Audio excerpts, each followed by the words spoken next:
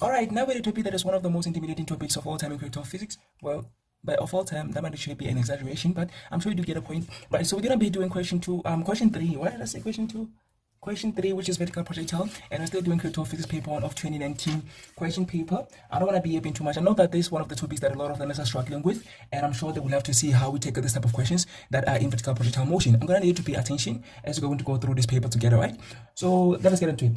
So this question said, stone A is thrown vertically upwards with a speed of 10 meters per second from the edge of the roof of a 40-meter high building, as shown in the diagram below. Ignore the effects of air friction and take the ground as the reference. And of course, they've given us the diagram. So let me show you just quickly, draw the diagram. And of course, I'm going to pause the video and then I'm just going to see the diagram drawn. Just wait a second. All right, now that I've drawn the diagram, of course, this is LAMLEE math. We're going to do an analysis, right? Before we get into the questions. So they sent us this stone A was thrown vertically upwards. So what is going to happen by that? Let's just stop right there. Before we actually continue with the statement or the whole scenario, they've just told us that stone A is going to be thrown vertically upwards. So what is going to happen? We have to make sure that we understand what is going to happen and we analyze that carefully and completely, right? So when anything at all, even not just this stone, right? If anything is thrown vertically upward or you jump up, everything that goes up is going to come back down. But before it goes back down, what is going to happen? It is going to go up and it's going to reach its maximum height, which at that point, its final velocity is going to be 0. That means it's going to stop momentarily or shortly or briefly. Then it's going to come back down. So as it goes up, the force that is going to be pulling it down is going to be gravitational force, which we call gravity, right? Right. So that is what's going to happen with this stone as well. So this stone is going to go up as it is thrown vertically upwards, but it's going to reach a maximum height, which its final velocity is going to be 0.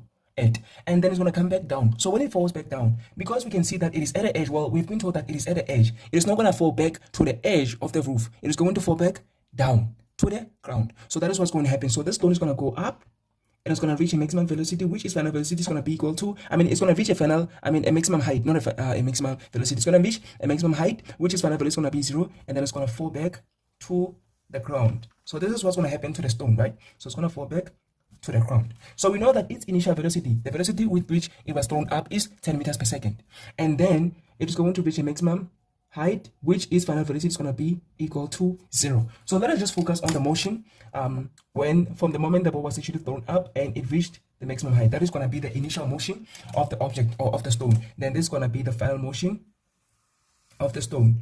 So this is going to be the entire motion of the stone, but we're going to divide it into two sections, the initial motion and the final motion. This is something that you have to do in an examination. At least that's what I'm going to teach you. And if you listen to me, of course, you're going to do the same thing and you're going to do very well in vertical projectile motion, right? So you have to divide it into its upward motion and its downward motion. So as it goes up and down or along its entire motion, gravity is going to be acting on it. So it is going to be experiencing a gravitational force, which is going to accelerate with an acceleration that is 9.8 meters per second squared. Okay, so that's what I always tell my learners, take up what is positive. So I always tell my learners to take up what is positive. I just prefer that personally. So I'm not saying that taking down what is positive is wrong or it is not actually correct or whatever the case may be. Not. That is not what I'm saying. I'm just saying that I prefer taking up is positive. And in vertical projectile motion, you always have to be consistent. You must make a choice of direction and be consistent with it. Don't take up as positive, then all of a sudden take down as positive. When you choose a direction, stay with it until the end of the question. So we're going to take upward is positive. Why is upward? Well, why is the choice of direction important? It is because these things are vectors. So acceleration is a vector quantity, velocity is the vector quantity, right? And displacement is a vector quantity. So we also have to consider direction when you're done with the motion of an object in regards to those quantities, right? So that is why we have to make a choice of direction. So we're taking up as positive. As long as you are following LAMLEE math, you have to take up as positive. So since the gravitational acceleration is acting downward, and we're taking up as positive, it will have to be negative. So that means the gravitational acceleration will have to be negative 9.8 meters per second squared. And this is not going to change. This is going to be the same throughout the whole question, whether the object is going up or down, because gravity is always acting down and gravitational acceleration is also acting down. Then you have to substitute it as negative, whether the object was going up or down. I hope that is clear. Right. So I'm gonna do a full analysis of this before we get into the questions. Right. So far this is all that we have, and we don't actually have anything else. We just know that we have to take ground as the reference. That means we're going to be like, okay, so what is the displacement of this ball or of this stone? What is the displacement of this stone relative to the ground? That means how far has this stone traveled along its motion, and what is the height that is reached above the ground? Okay, I'm going to explain that as we go on with the question. But so far, this is all that we have, and we don't actually have anything else. We just know that the object is going to be thrown up, and it's going to reach a maximum height, which is final velocity is going to be 0, and it's going to fall back down. So we don't know its real final velocity. That means the final velocity which is going to reach the ground with. Right, but there's something that we can actually determine. What about the time? Time is not actually something that we've talked about. Of course, we know that the height of the building is 40 meters, and that is going to be, maybe we could say that is the height above the ground. So the initial height above the ground that the ball had was 40 meters, but we don't know about the time. So far we actually talked about the displacement or the height, but we have not talked about the time at all. Can we maybe determine the time? Yes, we can actually determine the time, but only of the initial motion. That means the moment the ball was thrown up until it reached its final velocity. I mean, its final velocity, which is also at the maximum height. Okay, so we're going to be like, okay, we have the initial velocity of the stone, we have the final velocity of the stone. That means we can actually utilize the first equation to determine the time. So to be able to know what equations to utilize, you have to write all of them down, and then you have to check which one's going to be relevant to you calculating whatever you're going to need to calculate. Okay, remember that we're still doing our analysis. We have not gotten into the questions yet. So let us try to determine the time that it takes from the moment the ball was thrown up until it reached its maximum height, which is final velocity was equal to 0. So we have the equations of motion, which are, the first one is Vf, not Vi. Vf is equal to Vi plus A delta t. And then we have the Vf squared is equal to Vi squared plus 2A delta y. We also have the delta y is equal to Vi delta t plus half A delta t squared. We have the final one, which is delta y is equal to Vi plus Vf over 2 multiplied by delta t. We're looking for time. So we should actually consider the equations that have time, but we also have to look at what we have, the information that we have, and relate it to what we are looking for. For example, then let's look at the first equation. So the first equation, we're looking for time. It has time, so it is relevant. But what we have the final velocity, yes, it is 0. We have the initial velocity, yes, it is positive 10. Why would we say that initial velocity is positive 10? It is positive 10 because initially the stone was going up and we're taking up as positive. That is why the initial velocity is going to be 10. Right, and then we do have the acceleration. It is there. We always have it because it is a constant, right? So we don't actually need to calculate acceleration. And then we're looking for time. So this is the only thing that is an unknown here. That means we can actually utilize the first equation to determine the time. So the first equation is absolutely one of the equations that we can actually utilize. But what other options do we have? So in terms of the second equation, we do have the final velocity that is 0. We do have the initial velocity that is 10 meters per second, and we do have the acceleration. But we don't actually have the final the maximum height that the stone reached. So we don't have the maximum height that the stone reached. Remember that the stone is going to go up with an initial velocity of 10 meters per second, and it's going to reach a maximum height with which its final velocity is going to be 0. So we don't know this. We don't know this. Let me show you this. So we don't know this height here. This height here that the stone is going to reach. We do not know it. Okay, so that is what we're going to calculate utilizing the second equation. So we're going to calculate the height that, or the displacement. We say that this stone was displaced. So it was originally placed there, or it was initially placed here, and then finally it was placed there. So we call that a displacement. So we have displaced the stone from its initial position to its final position, right? So we're going to be like, its displacement is going to be the final height or the maximum height that it reached with its initial velocity is 10 meters per second, and its final velocity is 0, right? So after calculating the maximum height that the stone is going to reach, will we have actually determined the time? No, we'll not have determined the time. But so far we know that, okay, we're going to utilize this equation to determine what? To determine the maximum height that the ball is going to reach. But this is irrelevant when it comes to determining the time. Let us look at the third equation. So with the third equation, of course, we don't have the maximum height that the ball is going to reach. We need to calculate it. Right. So, but we said that we can actually calculate the maximum height that the ball is going to reach utilizing the second equation. So that means we can actually relate the second equation to the third in that way. In the fact that we can calculate the height or the maximum height of the stone, or that the stone reached utilizing the second equation, and we can actually substitute that height that we have gotten here in the third equation. So that means this thing, we technically have it. So I'm not going to say that this is an unknown because we will have actually determined it utilizing the second equation. So let me say we have this indirectly or technically, right? So we do have this, right? What about the initial velocity? We do have it, it is 10 meters per second. We're looking for time. So we don't have the time, right? So we don't have the time. We have the half, of course. We have the acceleration, it is there. Right, and then we don't have the time. That means the only thing that we actually have here is the time. We have the maximum height that the ball is going to reach, utilizing the second equation. That means we're going to utilize these two equations. These two equations are going to help each other to determine the time. We're going to start with the first equation and determine the maximum height that the stone is going to reach. And then we're going to take that maximum height and substitute it into that equation and then determine the time. What about the last equation? With the last equation, well, we also don't have the displacement or the maximum height. We're going to be like, okay, we're going to utilize the second equation to determine the displacement or the maximum height and then substitute it here. So technically, we also do have the maximum height here, the very same way we did with the third equation. And then we have the initial velocity that is 10 meters per second. We have the final that is 0. And then, of course, we do have the 2. The only thing that we don't actually have is the time. So that means these three equations, they can actually help to work hand in hand to determine the time. So the second equation is going to help us to determine the maximum height that the ball is going to reach, and then we're going to take that maximum height and substitute either in the third equation or the last equation to determine the time. So that means we have three options to determine the time. So let's actually do that.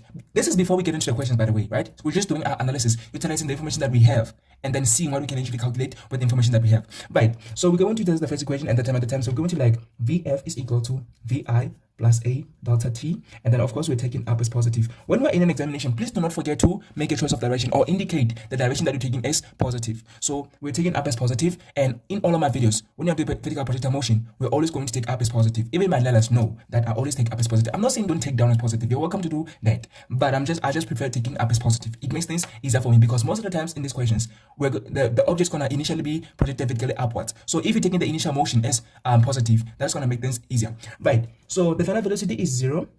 The initial is positive 10. I've just explained why it is positive. Initially was going up, and of course we're taking up as positive, so we're going to have to say that the initial velocity is positive, then plus, and then acceleration is acting down and we're taking up as positive. So acceleration, we're always going to substitute it as negative 9.8 meters per second squared. So we're going to be like plus and then negative 9.8. We're looking for time. So what we can actually do is take the positive 10 to the left hand side and divide both sides by negative 9.8, or we can take the negative 9.8 delta t to the left hand side, make it positive. So it doesn't matter what you do, right? From here it's just algebra, right? So we're going to be like, okay, let me take the negative 9.8 delta t to the left hand side, and it's going to be positive.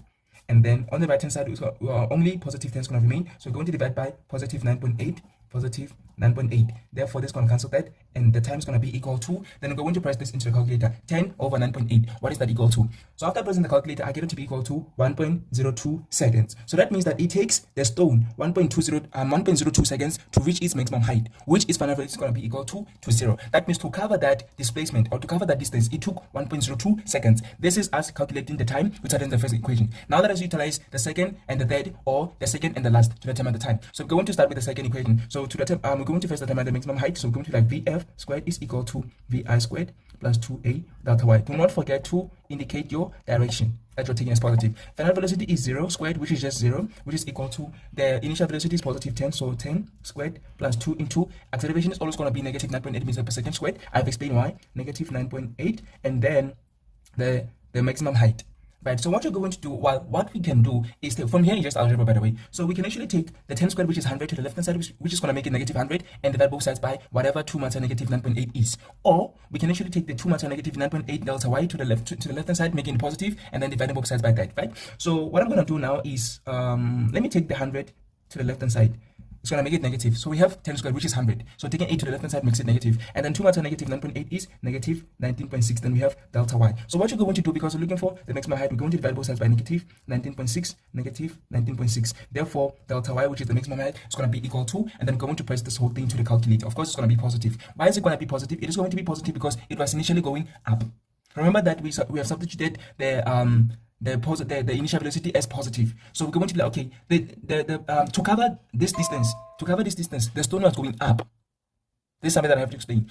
To cover this distance that we are calculating here, the stone was going up. So as it was going up and taking up as positive, then we have to get a positive value, not a negative value here. So that means the displacement must be positive because it was displaced up. It was displaced up. That is why we have to get a positive value, because we're taking up as positive. If we're taking down as positive, then this will be negative. We have negative here, and then we'll actually get a negative value, right? So we're going to have 5.10 meters after pressing this into the calculator. So that means that the maximum height that the stone has reached after 1.02 seconds is 5.10 meters. But for now, we're just pretending that we have not yet determined what the time is. Right, so far we've actually determined the maximum height that the ball is going to reach. We're going to utilize this maximum height and then substitute it into the second, the third, and the last equation to determine the time. So let us do that. So with the third equation, we're going to be like delta y is equal to VI delta t plus half A delta t squared. And of course, we're taking up as positive. Do not forget to make your choice of direction. Okay? In examination or at the marking center, they're going to need to see this. If you're taking down as positive, you're also welcome to do that as well. So you just have to say down, arrow, and then positive to show that you're taking, to show that you're taking down as positive. This is when you're taking down as positive. But in my videos and in LAMLEE math tutoring services, we're always taking up as positive. Right. So this here, which is the displacement, is going to be 5.10 meters because it has reached a maximum height of 5.10 meters.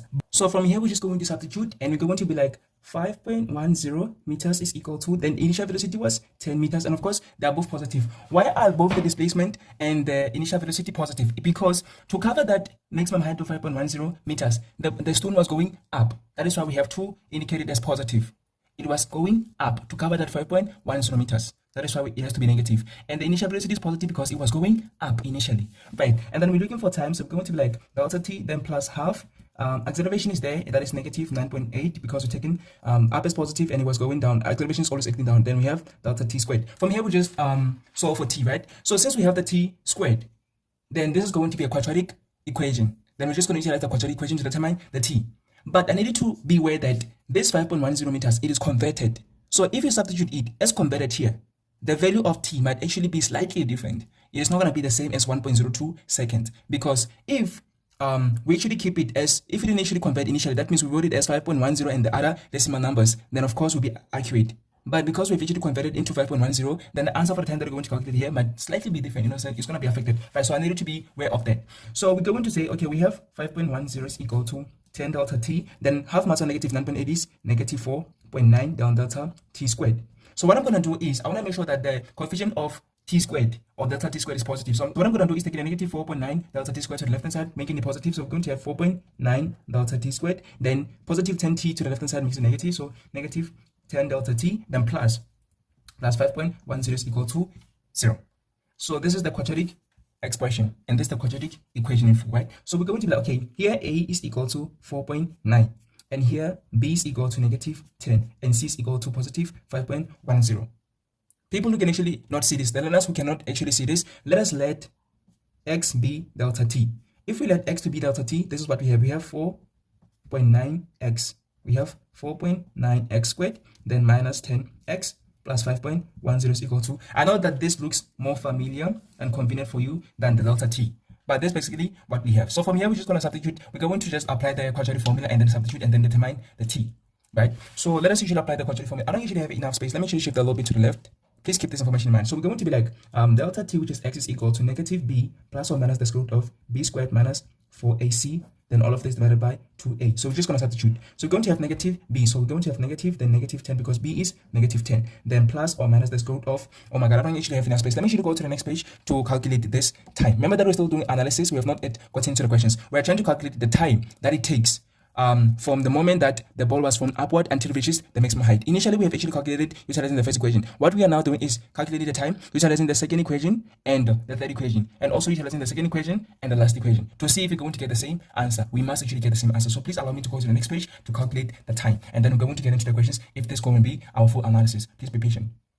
Alright, so this is the scenario that we have, and we currently determine the time utilizing the second equation and the third equation. So we said that we're going to have v, okay, well, delta y, which is equal to vi delta t plus half a delta t squared, and we're taking up as positive. So I'm just going to quickly go through this. So we're going to be like 5.10, which is the maximum height, is equal to initial velocity, which is 10 down delta t plus half negative 9.8 delta t squared, and then we're going to take everything to the left hand side, so it's going to become positive.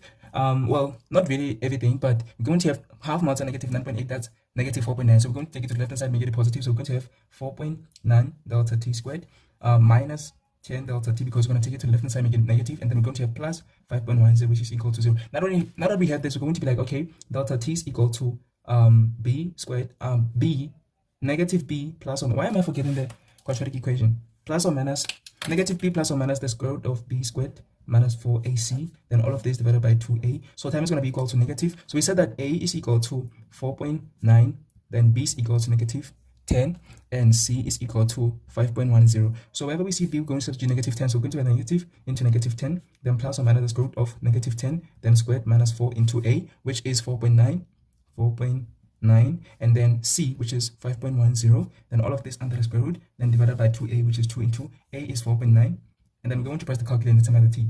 So remember that with the quadratic equation, you're going to get two values. You must neglect the negative value, because time is always positive. It is a scalar quantity, so it doesn't have any direction. So you must only get the positive value. So the negative one, you're going to have to ignore it. So we're going to type this into the calculator and determine what t is equal to. Remember that initially we've gotten t, which is the time to be equal to 1.02 seconds. After utilizing the first equation, which is vf is equal to vi plus a delta t. So utilizing this equation, we have determined that t, which is the time, is equal to 1.02 seconds. So now we're utilizing the other method, which is utilizing the second equation, help of the second equation, and then the third equation to determine the t. So we're going to press it into the calculator and determine what t is equal to. So please be patient as I press this into the calculator. Alright, so after pressing this into the calculator, I get two values. I get a positive value and a negative value. I'm going to neglect the negative value, regardless of what it is. regardless of the value of the negative value, we're going to ignore it. We're just going to take the positive value. So with the positive value, I get 1.04 seconds. So I get the time to be equal to 1.04 seconds, which is also acceptable because the reason it doesn't become 1.02 seconds, it is because we have actually converted the maximum height. Remember that the maximum height that we usually determine utilizing the second equation, which is VF squared is equal to VI squared plus 2A delta Y. We utilize this equation to determine the maximum height. So the maximum height that we've gotten is 5.10 meters. But this is converted to decimal places. So since we've actually substituted the converted form, of course the value of the t is going to be slightly inaccurate or different from the accurate one, which is 1.02 seconds. But this is also acceptable, I guess, right? So we could have also determined the time utilizing this method.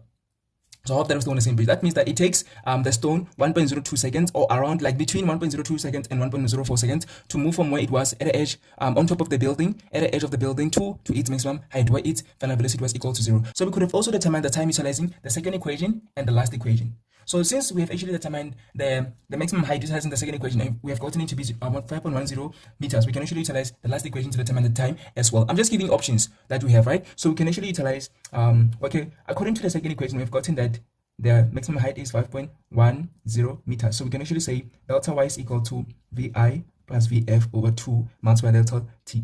Right, so we're going to be like 5.10 is equal to initial velocity is 10, it is positive, plus the final velocity is 0, then over 2 multiplied by the time. So we must actually get the time to be equal to 1.02 seconds or around there.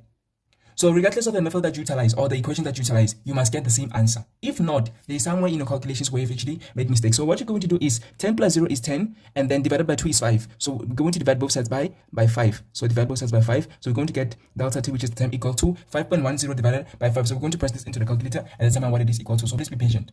So when I press it into the calculator, I still get 1.02 seconds. So regardless of the method that you utilize or the equations that you utilize, you're still going to get the same time. Okay, so this is how we determine the time. So now we know that it takes the stone 1.02 seconds to move where it was initially until it reaches its maximum height. So that means its initial motion, the blue line, took 1.02 seconds. So the time that it took for the stone to move from where it was initially to its maximum height is 1.02 seconds. That means we still have to determine the time that it takes from the top, from its maximum height until it reaches the bottom or the ground. So we still need the time for the second motion. Remember that I said we're going to divide it into two motions. So the initial motion, which is the upward motion, and the downward motion. So we've only determined everything in regards to the upward motion, the displacement of the upward motion, the time of the upward motion, the initial velocity, and the final velocity. What we need right now is determine everything of the downward motion. So we don't know, well, we know that at the top there, or its maximum height was 0. So when it goes down, that's going to be the initial velocity. So that means when you go down, that final velocity of the upward motion is going to be the initial velocity of the downward motion. So that means when it goes down, initially it's going to be 0. And then finally it's going to be this final velocity that we do not know. We also don't know how long it's going to take to move from its maximum height to the ground. So we don't know how long it is going to take that. But we can actually determine its height above the ground. So what is its height above the ground when it is at its maximum height? So we know that it has covered a displacement of 5.10 from where it was until it reaches its maximum height. And we also know that the height of the building is 40 meters. That means from here all the way down to the bottom or to the ground, here is 40 meters. So that means the total height above the ground. Remember that I said the ground is the reference. So that means the total height above the ground is 40 meters plus that 5.10 meters that it has covered. So that means its total height above the ground is 40 plus 5.10, which is 45.10 meters. So that means from here, its maximum height to the ground, it is going to cover 45.10. Okay, that is going to be very, very important for us. So if there's going to be anything that we're going to need to calculate, okay, let me actually just draw the line here. So this is our initial analysis. The second analysis that we're going to do is, okay, now we're focusing on the second motion of the stone, right? We are done with the first motion. On the second motion of the stone, what do we know? We know that its initial velocity is the final velocity of the upward motion. That means its initial velocity is now 0 because it's starting there at the top. And then its final velocity is the one that we need to calculate. But what do we know? We know that it is going to cover a distance, or it's going to cover a displacement of 40 meters plus that 5.10 meters, which is 45.10 meters. So that is going to be its displacement for the final motion of it. So we're going to be like, okay, it is going to cover a displacement of 40 meters plus 5.10 meters. That means its displacement as it goes down is going to be 45.10 meters. So as it goes down, it is going to cover the displacement of this, but we do not know how long it is going to take to cover this displacement. We also don't know its final velocity as it covers this displacement. So these are the things that we have to determine, but we know that its initial velocity is going to be 0 because it's going to start there at the top or its maximum height, which is final velocity was 0 for the upward motion. But for the downward motion, it's going to be the initial velocity. That means its initial velocity is 0. So that means that for the downward motion, this is all that we know. Let me actually shift my camera a little bit down so that you can clearly see this. All right, perfect. Now, this is the information that we have for its downward motion. This is for its downward motion. Okay, that was for its upward motion. So that means that we know that it's going to take it 1.02 seconds to cover a maximum height of 5.10 meters for its upward motion, which is its initial motion. But for its final or the downward motion, this is all that we know. We know that it's going to cover a displacement of 45.10 meters. We don't know the time that it's going to take to cover that displacement. We don't know its final velocity that's going to reach the ground. We also know its initial velocity is 0. We also know that its maximum height above the ground. Of course, we said that its maximum height is 5.10, but it is the maximum height above the building. So this 5.10 meters here, it is the maximum height above the building. But above the ground, we're going to have to also add that 40 meters. So that means above the ground, it is 45.10 meters. I hope that is clear. Now that is our full analysis. Let us get into the questions. So I hope that you have actually enjoyed me doing the full analysis and you understand what is really happening here. So now let us get into the questions. I'm so sorry that I had to do this whole analysis. This is LAMLEE Math Tutoring Services. So of course we're going to do an analysis. So I hope that you've actually enjoyed and it has been helpful trying to analyze this this information that we have here, or this narrative that we have here together. So I hope that now everything is clear and you understand before we get into the questions. So now let us get into the questions. All right. So the first question is 3.1 and it says 3.1. Let me see if you can actually see it. Let me shift a little bit to the left. Right, that's perfect. So 3.1 says define the term free fall.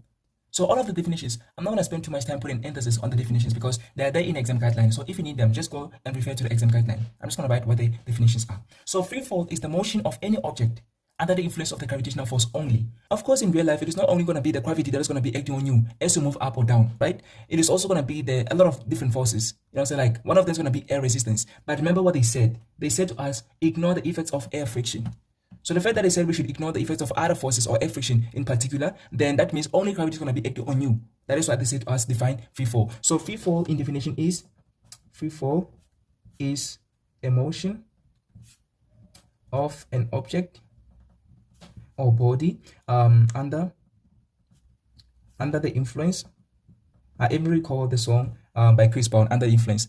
I can't remember it. I don't even know how to sing. Anyway, I don't know why. Or influence under the influence of gravitational force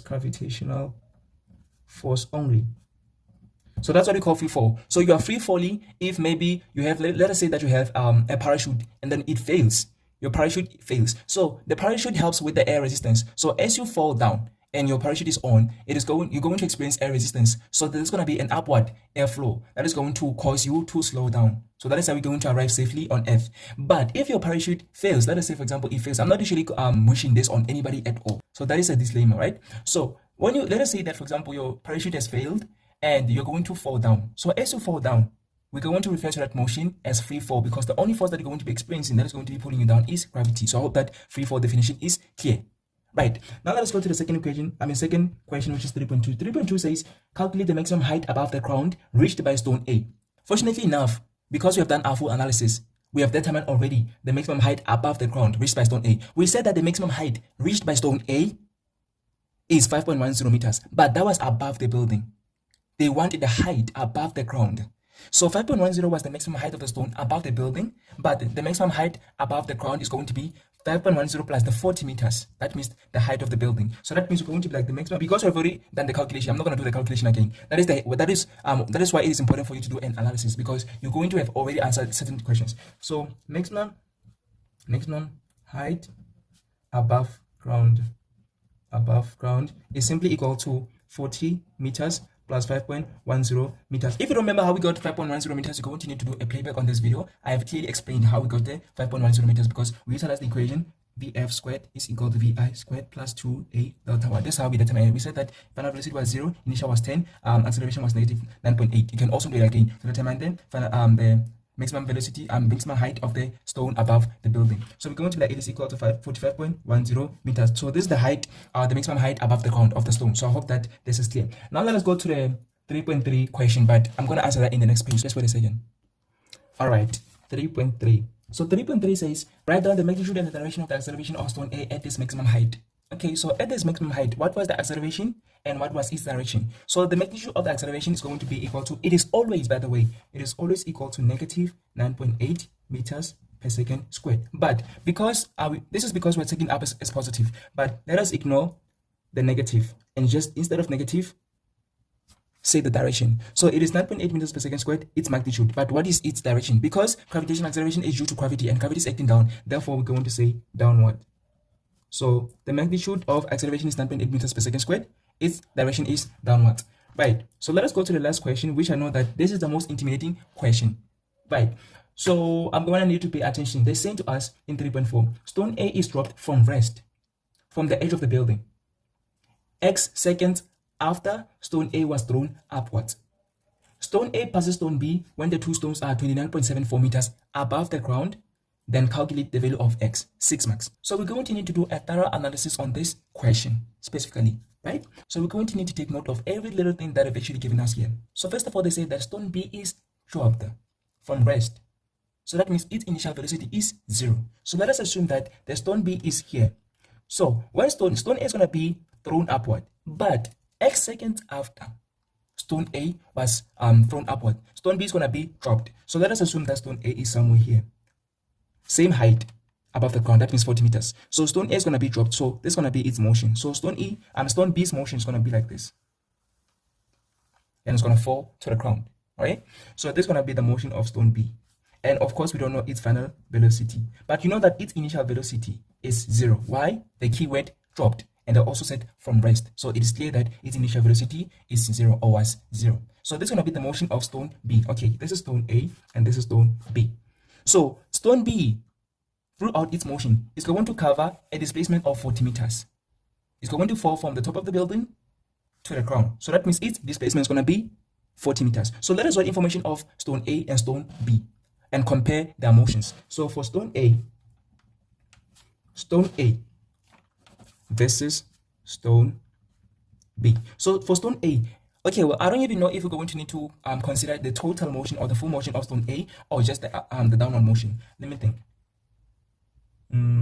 It's fine. We can actually just consider the downward motion. Even if we consider the total motion of stone A, everything's just going to be fine. But because we've already done the initial motion of stone A, let us focus only on the final motion or the second motion or the downward motion of stone A. So the downward motion of stone A, what is its initial velocity? Its initial velocity is equal to 0 because we said that at the maximum height, its final velocity was 0 for the upward motion. So it is going to be 0 for the downward motion. So it's going to be initial velocity, and that's going to be equal to 0. Right. We also know that stone A is going to cover a displacement of, we said, 45.10 meters. So stone A is going to cover 45.10 meters until it reaches the ground. What else do we know? Okay, well, we don't know the time that is going to take the stone A to reach the ground. We also don't know its final velocity, which is going to reach the ground with. So that is all that we know regarding stone A in terms of its downward motion. Let us look at stone B. So for stone B, we know that its initial velocity is also equal to 0 because it is going to be dropped.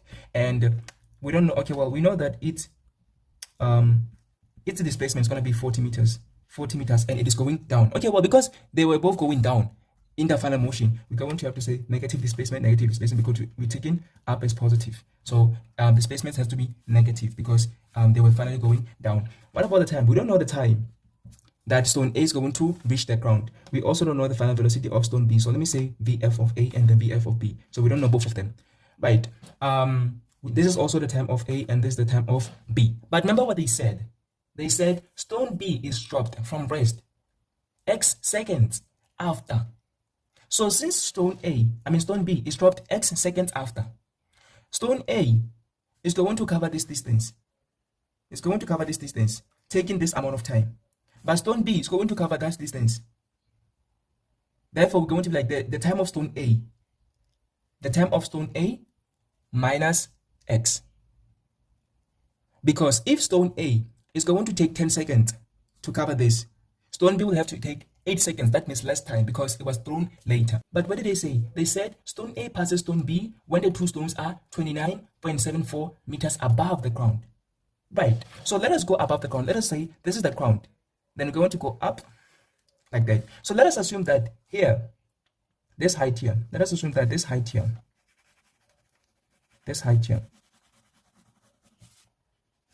is 29 meters above the ground. This is 29.74 meters above the ground. This height here that you see here.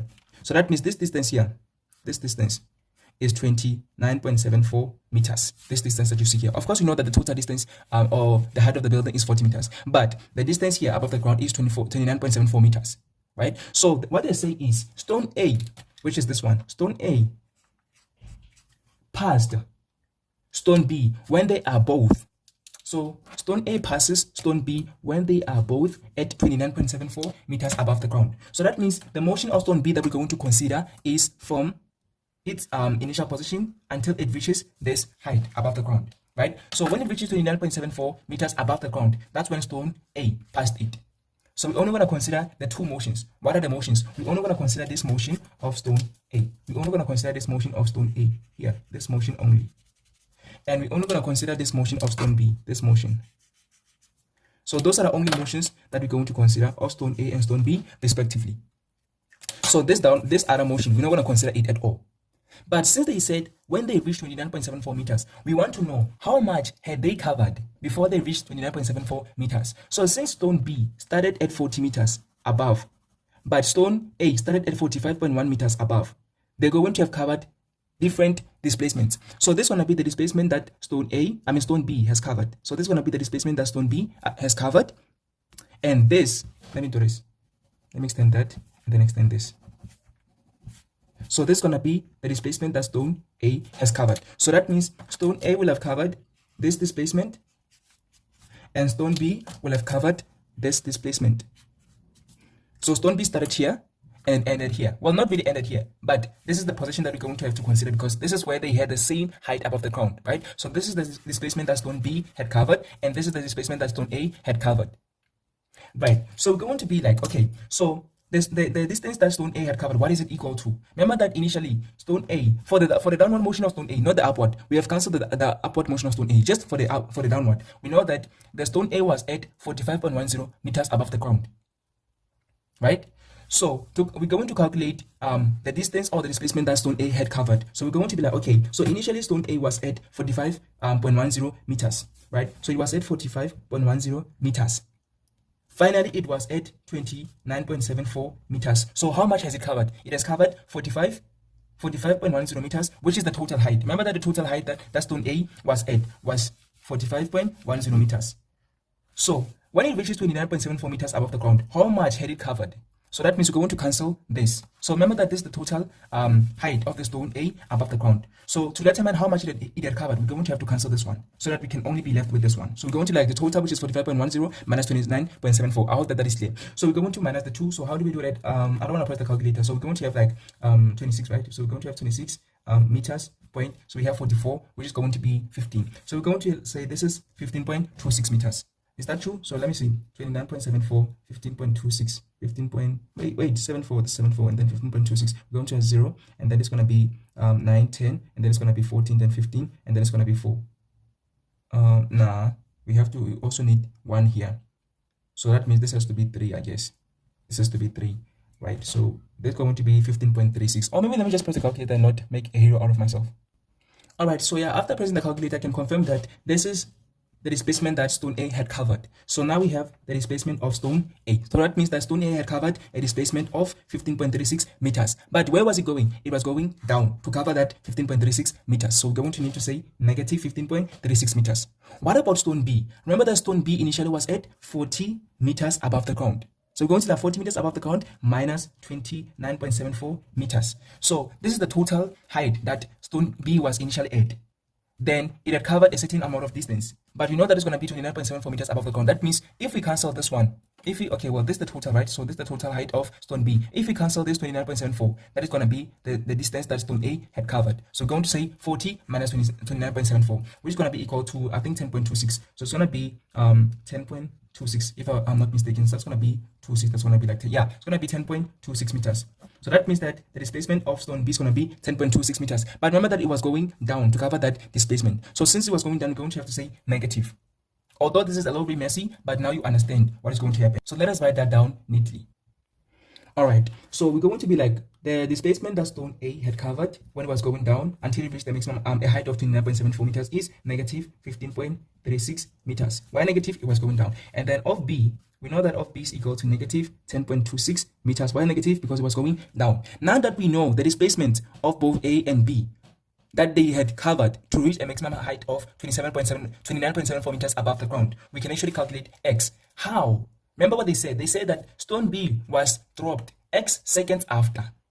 So that is one thing that we have to take note of. So let us try to calculate the time that it took stone A to reach that height of 29.74 meters, or to cover the distance or displacement of 15.36 meters. So let us calculate the time that it took stone A to cover the distance of 15.36 meters or displacement of this. So we're going to utilize the formula delta y is equal to vi delta t plus half a delta t squared. And of course, we're taking r as positive. So we're taking r as positive. We know that stone A has covered a displacement of negative 15.36 meters, which is going to be equal to its initial velocity. We said that it is equal to 0. So we're going to say 0, then we're looking for time. So this is the time of A. So this is the time of stone A, right? So we're going to be like plus half negative 9.8. I've explained why negative 9.8, because gravity is always acting down, you're taking up as positive. That is why it is negative. And then delta t of A squared. So this is the time of A. So this is how much time stone A has taken. Right, and then we have negative 15.36 is equal to, this is just 0, so we don't need to write that. And then we have negative 4.9 after saying half multiplied negative 9.8, and then we have delta t a then squared. So what you're going to do is divide both sides by negative 4.9, negative 4.9, and then we're going to be like this cancels that, and then delta t a squared is equal to this. So negative 15.36 divided by negative 4.9. Let me just press that into the calculator to find what it is equal to. So after pressing this into the calculator, I get the time squared to be equal to 3.13. And then of course, we're going to have to find the square root of both sides. And because there's the time and it's a scalar quantity, we don't have to say plus or minus the square root of 3.13. We only consider a positive value of the time. So we're going to like, the time that stone A had covered, the distance of, or displacement of 15.36 is equal to the square root of that, which is going to be equal to, let me just press this into the calculator. So the calculator gives me 1.77 seconds. So that means it took ball A or stone A 1.77 seconds to cover the displacement of 15.36 meters, or to reach a maximum height of 29.74 meters above the ground. So how are we going to determine the x? Remember that they said x seconds after. So we want to calculate that x seconds, right? So we want to know how many seconds was stone B dropped after stone A was thrown vertically upward. So we're going to be like the displacement of ball B. Now we're going to do the displacement of ball B. Let me actually shift a little bit to the right so that I can calculate it here on this page.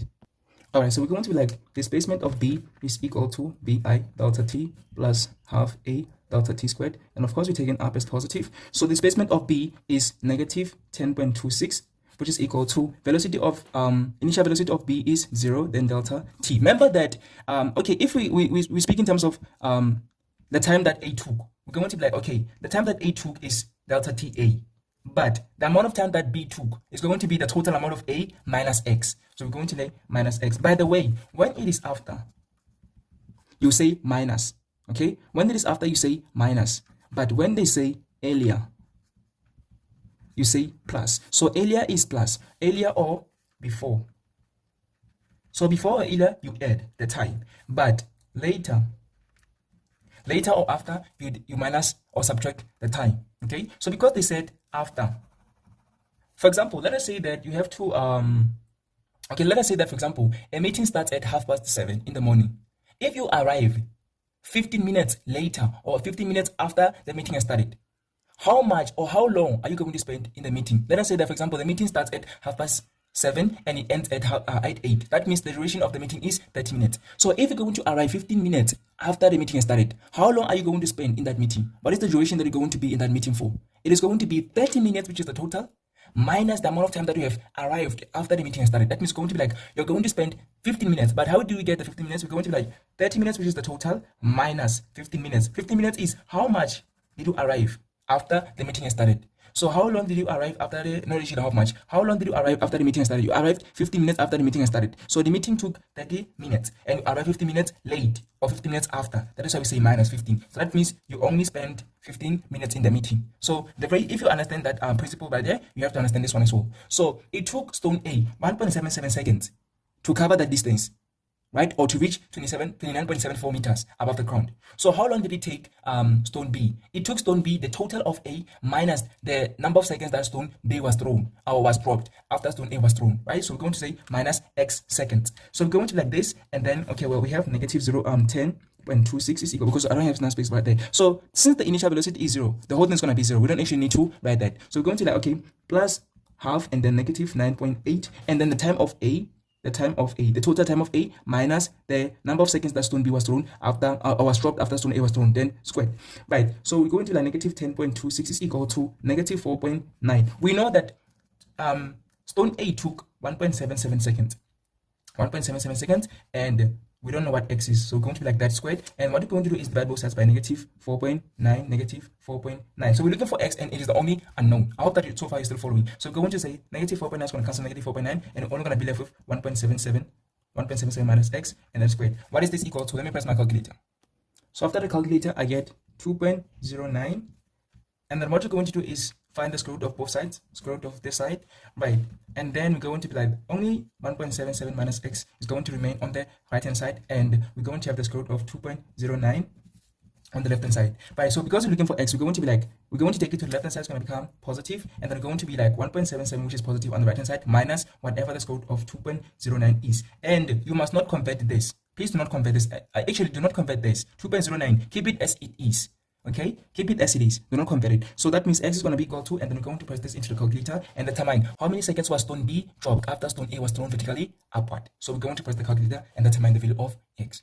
So after pressing the calculator, I get x to be equal to 0.32 seconds. So that means that stone B was dropped 0.32 seconds after stone A was thrown vertically upward. And this is how we calculate the x in this question. So I hope that you've actually enjoyed and you understand how we get to this answer, and you have enjoyed me doing the whole calculations here and my full analysis, and you understand now how to tackle this type of questions.